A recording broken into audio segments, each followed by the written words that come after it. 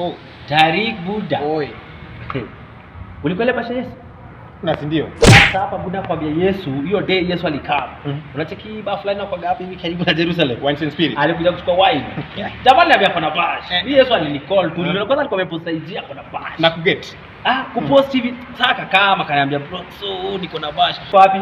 Unacheki baking fulani, baking shop tukisema Wine and spirit tuna baking fulani hapo hivyo. Sala. Jamani hatana sala. Sasa kuna nyingine. Jamaa akachukua mkaa. Sasa kujua Yesu akona bash. And the last supper. Lazima ningeenda hiyo kasha Yesu. Au kwenda? Nasikia niko noma akina Judas walikuwa. So acha nikushow. Unasikia? Mimi nilikuwa. Haya. Nilikuwa. Nina regret Buda mbona Acha nikushow. Acha nikushow. Tulikuwa karibu hivi. Kwanza Judas alikuwa hapa hivi karibu na mimi. Haya. Tukasikia kuna mtu atabetray Yesu. Hapo tukaanza kuambia na social distance. Na mkoa amekunywa ama bado Judas alielewa. Alikuwa chapa kitu kabisa. Kusikia kuna mtu ataseti Yesu. Akaamka na mjua jamaa muongo. Machinga kwa white. Judas achana naye jamaa muongo kabisa. Ikabidi amepieza. Mimi hapo hivyo. Ile mkati Judas aliacha. Nikachukua ili Arwakija neno mar Lolwe TV chendo en twak rowere kaka wang'eyo pile twak rowere en chenro mabende wayude thuolo mar wuoyo kod jogo marowera manie pinywa mar Kenya ka kaluwore kod gigo magitimo kata gigo matimore e kit ngimagi. Omiyo odiochieng' ma kawuono wan kod rawera e studio mabende wadhi godo mbaka mathoth kaluwore kod gigo motimo. Adhi miye thuolo mar wacho nyinge gino motimo kaachiel kod kuma oaye. Arwakini machiegni. Kuom nyinge iluonga ni Brian Ochieng'. An atimo comedy, an MC. Alafu atimo nyaka acting. Yes. Mana kaka iwinjo janeno mar Lolwe TV wendo ma kawuono wan godo e studio iluongo ni Brian Ochieng'. Mana kaka isewinjo gigo motimo mabende wadhi go e mbaka. An jata chenro mari Pauline Oyudo. Arwakini machiegni. Brian, mana kaka iwacho ni itimo gik mang'eny. Mana kwa dhi chako gi miwacho ni comedy. Nyalo wacho ni ang'o miyo ni yiero comedy kopogore kod gigo mang'eny mabende samoro nyalo bet ni rowere nigi dream ama lek mag timo. Ang'o miyo ni neno ni donje comedy? Comedy and ma osega bedo part of me. Like apart no nyola kode. Yeah, whenever kama mantie chinyisa not funny. So the comedy part mara ana manyo story like matimre in real life but atime into acting kora make obet moro ma comic. Yeah, so that's the comedy part mara. Yeah. Gin kaka stories mage ma samoro nyalo bet ni semanyo miyudo mineno kama koro nyalo miyo ng'ato nyiero Brian. Daily to daily activities ntie mama timre politics, entertainment, angono gik mnosetimre maybe ata Bible kuonde mopogore. So you just compose yourself, you do a script, then you make it be real. Sasa inakuwa obet koro comic. Yeah. Bende nitiere samoro ma isebedo gi story e mbele ni mwacho ni adwa timo gini to samoro maybe gimoro lal ni miluongo ng'ato mokonyi koso meke ni dhi goda dhia mbele kendi. Timo gini kendi okiot. So most of the time you don't involve jimang'eny. Yeah, because recording nyakiluo ng'ato, scripting sema ukinya chopo kamoro bikwam ng'ato nyabiro media ideas moko golo moko keto koro ken gira kenda. Watime jimang'eny yani konya kuonde mopogore. Yeah. Brian, ka wang'o pilo ni samoro ok en age ni ema ni chake timo comedy. Wang'e ni gigi gin gik ma ji neni godo paro gi ne ji neni godo chien. Be inyalo nyisowa ni ere kaka ni fwenyo ni in gi talanta mar miyo ji nyiero? From high school, I was in drama, natimo drama. Then kaka natimo high school, kaka donjo in the outside world, tachako timo comedy. The first comedy is not him or not trend, so I knew I can do it. That's why not making up productive. Yeah. Ni chako timekendi koro koso samoro ka ni wuok oko mar school to ni neno ka jok moko timo yama group moro to iwacho ni wa join gi. Kaka natiyo from phone I would do a very good group in Migori naitwa African Talent Empire Production. So through their support ema seberoka timo comedy, atimo acting at Anyaka MC. So through their support, I'm also konya pushing my scripts and my videos. Yeah. To African Talent Empire no unji adi kama uncustody. African Talent Production wanji around 42. To watimo gik mopogore as the name says, an Africa Talent Empire Production. Korokai wanacha all types of talents. Yeah, okay, acting kende, ujower nkanyo, MCs nkanyo, actors nkanyo, all sort of talents. Koro wadhi to kwasefwenyo ni ng'ato ni talent, we bring him on board, wakete i crew, then we nurture that talent. Yeah. Brian, wanyalo yudo ni sama un kanyo ng'ato osemi gino madhi timo to unde ni shida moro wuok ama in samoro no negidhi tim gimoro ti wuok to the following day ama sama biro bang'e no ntiere kamano nego udhi utim gimoro kanyo koro utimo nang'o? Can the acting part tewilo on double casting. Imiya role to role momiya ni kende mi ng'ato makata ka onge ng'acha pod nyadhi bitim role cha wan biluongo on double casting. Double casting ama konyo nikech moko ng'ata dier nu luongo but ok onyal chopo ama gimoro timre, koro mano onge shida, watimo double casting to ng'ato biro to timo part no. Yeah. Brian, kendo wachako yudo ni comedy mondo mi tim in gi gik moko maybe samoro ng'ato inyalo gombo ni gini onego amake gi picha maybe samoro ka ng'ato dware ama ka ng'ato dwange ng'ama an to atang'one ni chako time nang'o to ere kaka niyudo tools mag timo gigi? Kaka nachako comedy nachaka gi simu. Yeah, comedy na mostly mango gin mag simu but ilifika some point ma nachopi studio moro Migori kwa Chelongen Blackman Studios ojako nyaka cameras ne, then I go atimo skits na, then otimo nyaka editing. Semokanya edit kenda because I have that ability of editing. So semokanya edit kenda but semoko boko konya editing. Yeah, that's how I go about it. Okay. Brian, bende nitiere comedy moro ma be samoro nyalo bet ni timo ma bende nogoli oko mi fwenyo ni kare gini anyalo timo to ka yes kata no to en mane ka yes? There's a comedy na team ndalo census. Yeah, and then comedy mar census mano trend manyaka that time nodoka there was a show in KMTC Kisumu. We Zaburu no biro obe man code no kawa. We went to Nairobi and we did a lot of things. Yeah. Koro mane comedy minyalo wacho ni nogoli oko momiyo in Brian makoro ji onge. No sell seriously. Yeah. Koro toke kucha neno kwa chani timo political, biblical. Eri ma ineno ka imeja ya inya to nang'o? Kakana nisi, my comedy is based on daily activities. Okanya acho na major on something. Yeah, mobiro no, I just work on it. I make it perfect or atimbe. But this biblical manyosha nachako, actually I checked almost 2 weeks ago. I don't know kodi maber and it's really trending. Yeah. Ango manifwenyo ni ama paro mane manibiro wamewacha ni koro itim biblical comedy? Na nini, okay, onge amnosa time, it's original. Hakuna amnosa time kabisa. So niliona people jionge stories mag Bible. But kick out stories my Bible go, we make it into comedy. It can onya bet moroma bear kabisa. That's why nacho cow stories my Bible, then I make them comic, then I do them. Yeah. Brani ho inyalo insani sani kaka wacho ni koro following in godo Facebook jochieng moro neno biblical comedy to kawuono kwago kodi mbaka taduga neno ka ine mane time kaka feeding of the 5,000 people. Paro mane manobiro nini mondi tim gima chal kamano?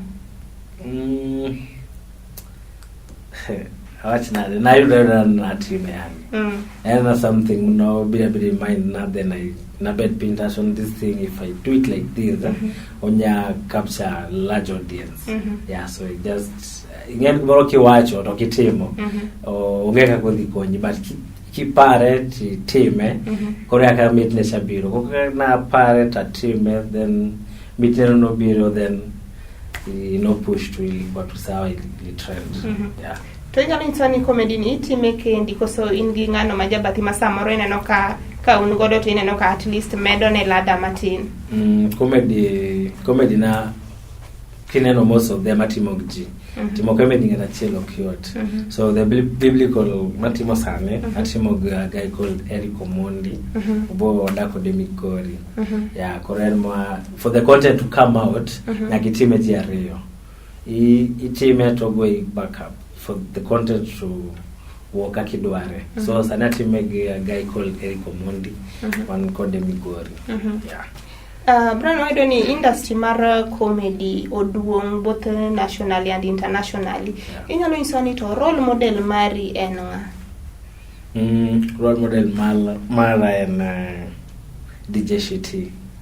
Yeah, I like the way Mano struggle until kamuchope sare, and that's the way Madwana Band thing. You just have to struggle until you chop kamidwaro. Yeah. Mana kaneno kagima sama yo wangwa. Inyalo nyiso ni to comedy misegolo te gin kaka mage. Skits nan go gingen and mag Bible go and mar sensors and okay, I can't explain them. Maybe kajo joneno but gingen. I have a lot of them. Yeah. To platform mane ma maybe sani ngato beto to ngato neni to nyalo gombo de watch ama nyalo gombo neno. En platform mane ma ngato nyalo yudo gi. And kidhi Facebook kiboy that Braxo TV.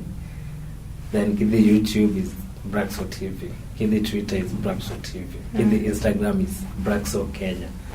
Yeah. Koro kunde ga maka ngato dhi to nyalo yude gigo mamiyo ji nyero migolo. Yeah. Mana kaka iwinjo no janeno mar Lolwe TV ka wendo makawuono wan go de studio luongo ni Brian Ochieng ma bende en comedian kata ngano mamiyo ji nyiero. Obro dhi yo matin kik idhi mabor asebedo jata chenro mar Pauline Ayudo.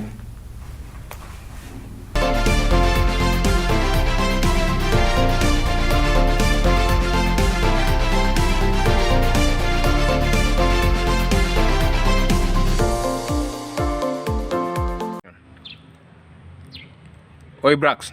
Aye. Ani aje? Oa. Baadaye unaogopa nini? Wapi? Mungu, babangu na mamangu. Period.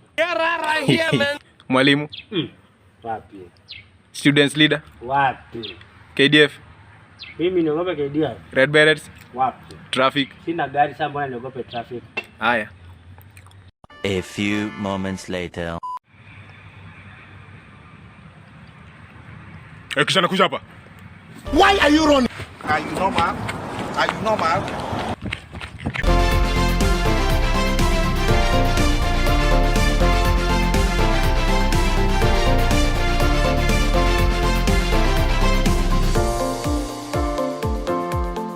Aro kikendo janeno mar Lolwe TV chendo en twak rowere tielo mar ariyo kwa dhi mbele mana ka paro ni seche moko ne ngano mane pod onge machiegni gi TV ne wendo makawuono wan go de studio en Brian Ochieng ma bende en ngano man gi talanta mar miyo ji nyiero. Brian, mana kwa dhi mbele inyalo nyisa ni comedy industry ni isebede higni adi maromo nade kamae? Comedy industry isebede higni madhi ang'wen sani. Yeah. Higni ang'wen gang'o gini misepuonjori nyaka koro ma iki mar ang'wen? Ng'wen gisepuonjore gik mang'eny. Okoyot. Yeah. Okoyot, but you just have to push. Yeah, kisia mwani mana gimidwa timo. Just have to push for it nyaka you feel like ni chopo kamidwaro. Yeah, nkech kila ngato ngi dream mare. Abe an ngi dream moro man at some point abo bet somewhere. So I just have to push nyaka I feel na chopo. Yeah. Nengano masamoro ne youth ama joga masamoro bet neni se wacho ni okoyot gina ngo gini mosemi okobet mayot kaka ne in Brian. First thing and pushing your content. When you push your content or chop audience midwalo, it really takes a lot of sacrifice. You have to share links, you have to post it everywhere, you have to use bundles, horokoyot, but whatever. Then the same time, obviously, ngato wabo hero metemo. Demoko boy says I'll share, I'll like, but they don't do it. So okoyot just have to push. Yeah, but majorly matek in this industry and pushing. Yeah, modongo the acting, directing, editing is zote mount of tech. But koroki sell loss of the final product. Mondo kori kete failed mondo jikoro neme. Kanye makoro shida waki. Yeah. Makata inise mani push mari ne okoyot kodi kabisa. Okoyot. Yeah. Mondo kwa chok machopede. Okoyot, but na temo. Yeah. To gin ber mage ama benefits mage ma bende isayudo kaka ngano ma comedian? From comedy, as I interact with a lot of guys, as I do platforms, yeah. So kaka na nyiso I'm also an MC. Through comedy, people will call you for shows, but they go show for pesa. Yeah.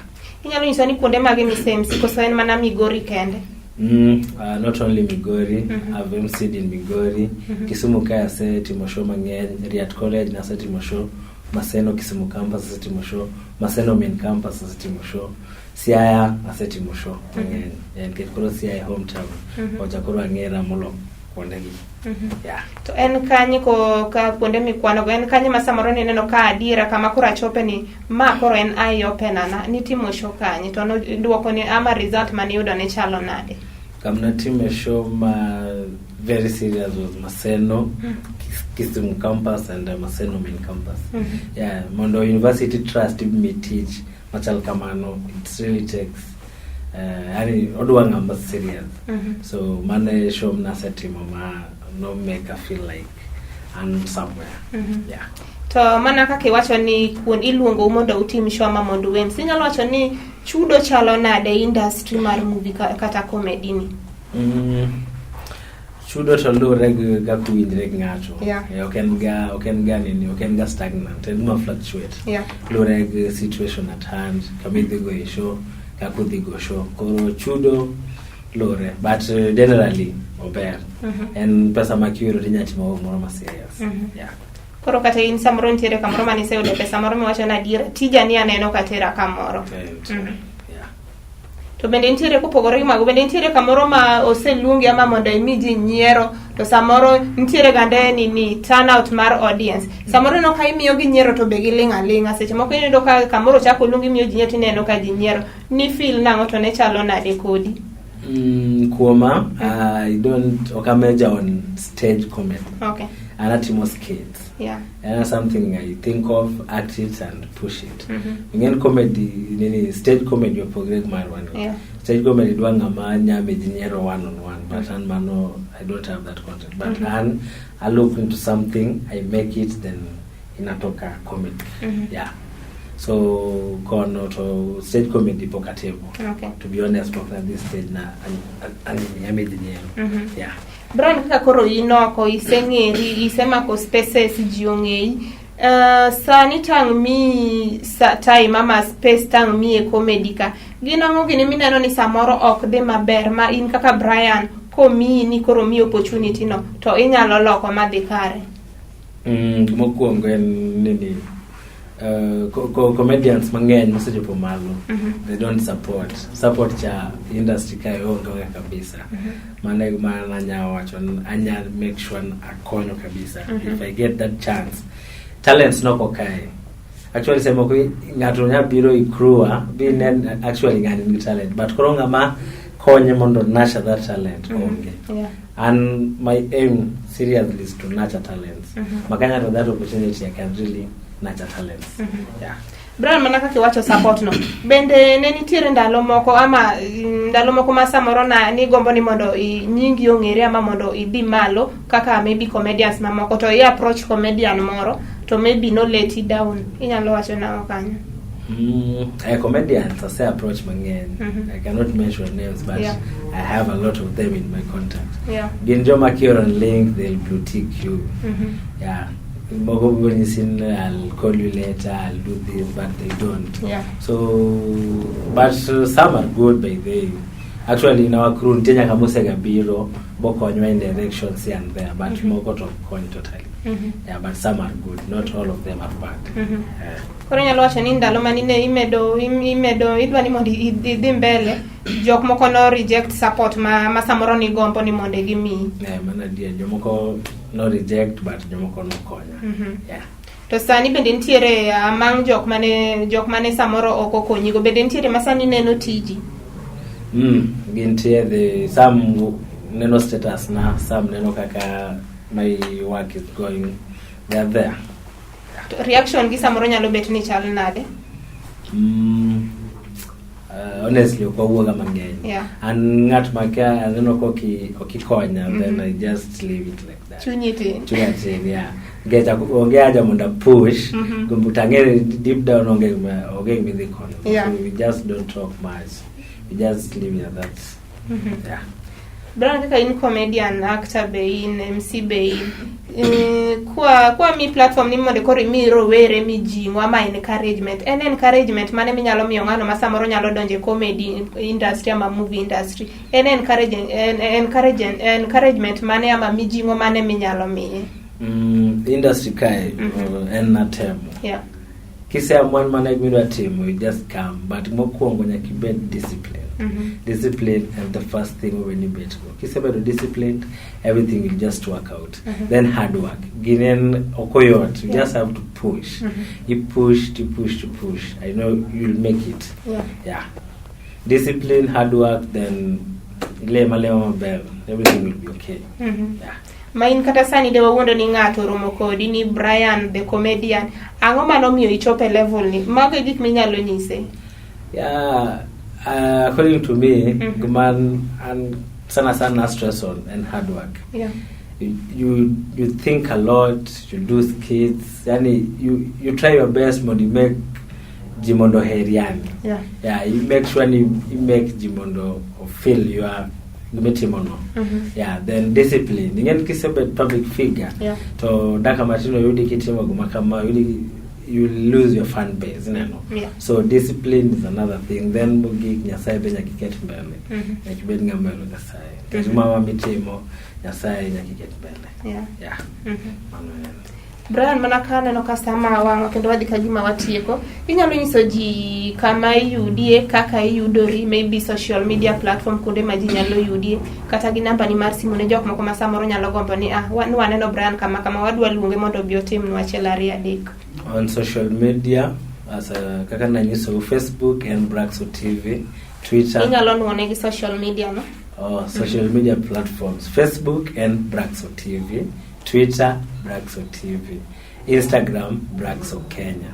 Then number and 0797 53 33 81. Nono Abirio Ochiko Abirio Achiel Adek Achiel. What's that English? 0797 53 33 81. Yeah. In based Kenya? Currently I'm based Migori, but I'm ngama flexible. Kata getting teach madhi Narok, I'll come. Kata teach madhi ta Mombasa in Iboyuda. I'm ngama flexible, but currently I'm based in Migori town. Yeah. Ero kama no Brian. Janeno mar Lolwe TV, aneno kagima sama yo wango kendo biro kagima watieko. Aparo ni kapok watieko ni wendo makawuono ne wan godo e studio luongo ni Brian Ochieng, ma bende en comedian kata ngano mamiyo ji nyiero. Ka wachno moweyo godo rowere ni mondo idhi mbele gi tich ni makare ama gi gino mitimo, nyaka bed ni tiyo matek, in discipline, luoro Nyasaye bende weno. Akanyo ni kiluoro Nyasaye to tiji dhi maber. Asebedo jata chenro mari Pauline Oyudo, oriti uru masani. Niaje. Poa sana. Niaje. Mgopoa. Mimi naitwa Braxo. Alafu nikuulize, nasikia kama ngoma gani? Gengeto. Sasa chukue simu yangu na zile ndio sikia ngoma. Poa, ndio sikia ngoma huko. Naenda kuongea na best yako, ndio sikia ngoma huko. Niaje. Know who is going to marry the king. Bueke, please show yourself. Obueke, we know you are here. Wise elders of Sari Kingdom.